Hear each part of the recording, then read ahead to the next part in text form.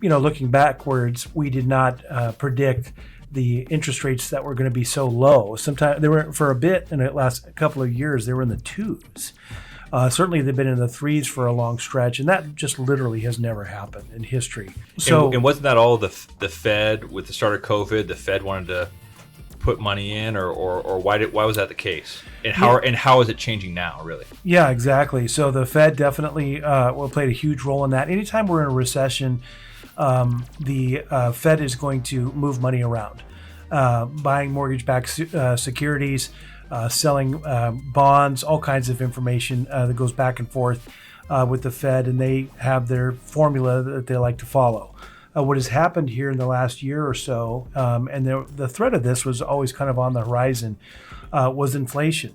There's a lot of contributing factors to that. Actually, the war in the Ukraine contributes to that. I think a huge percentage of the world's wheat, for example, comes from the Ukraine, and it filters all the way down to where we are here in the United States. The supply chain issues because of COVID is still lingering.